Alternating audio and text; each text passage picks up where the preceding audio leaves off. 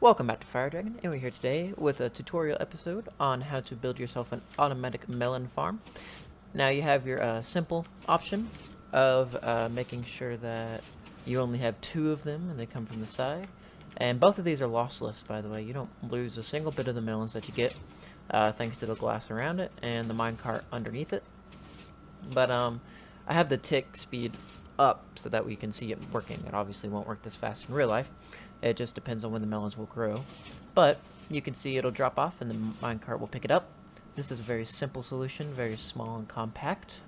And this is the longer tileable solution. The only problem with this is that the pistons will all fire at one time, and I'm sure there's a way to fix that, but it it works. It makes it very nice, and the minecart hopper will go along and pick up each individual one and drop them off. It's the best idea to have some hoppers, like a lot of hoppers down here, so that way it has time to drop off enough so that I can pick up the ones that it gets. Because if you let it fill up and it only has one hopper to drop off at, it'll continue with a full hopper and won't pick them all up. Alright, so what you're going to need is pretty simple, just these utensils. There's not very many of what you need depending on how big you want to make it, but we're going to do the tileable one to start off. You're just going to need to place blocks of dirt side by side. 3, 4, 5, 6. You can make this go as long as you want.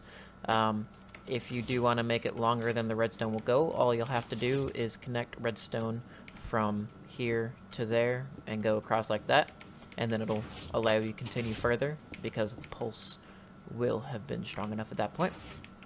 But from there, you're going to get yourself building blocks and mark off the edges of this. I'm going to go one back so that way you can put water behind the farmland, and you're going to make sure you fill up the bottom with that.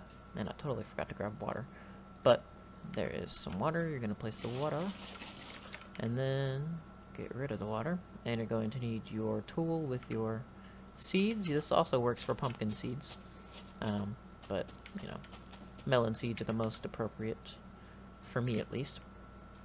And from there you can just put building blocks there.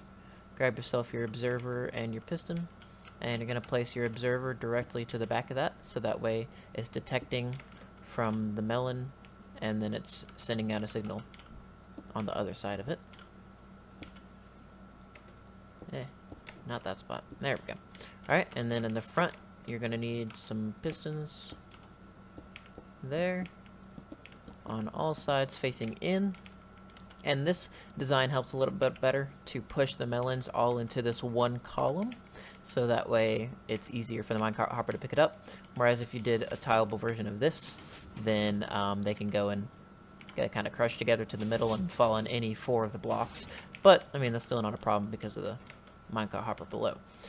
But anyway, from there you're just going to need to place blocks along the edges and blocks on top, along with some glass going across the top, so that way it gets hydrated by the sun, and also it you can lay redstone across top of it and the stuff doesn't fly out. You're also going to need glass on the sides. You don't have to have that glass there if you didn't want to, but I feel more secure that way.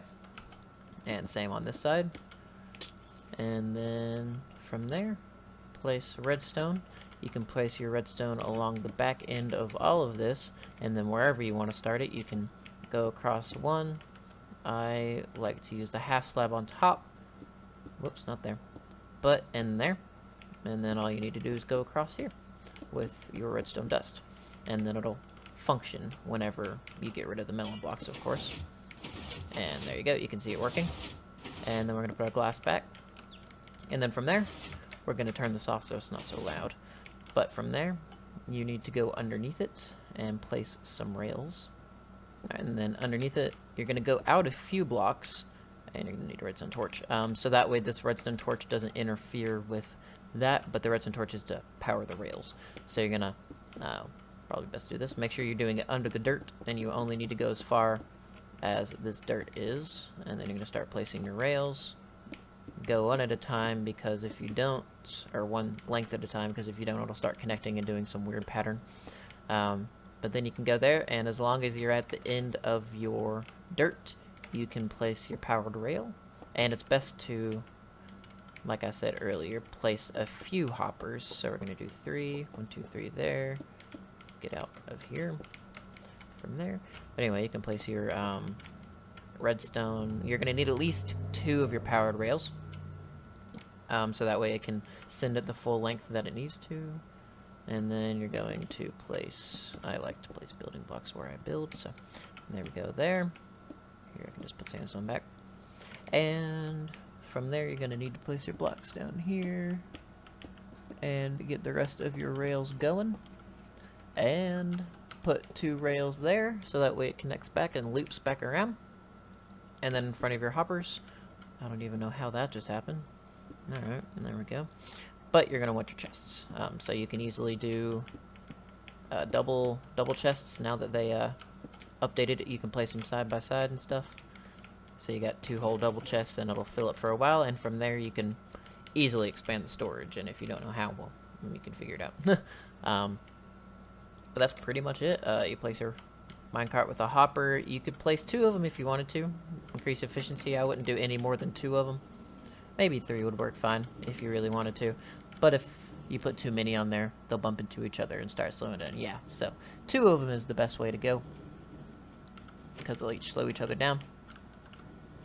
But get rid of that, and it is working. It is functional. And you're going to want your glass back. But you can see down here, it'll start to fill up. But anyway, that's the end of this tutorial. Thank you guys for watching.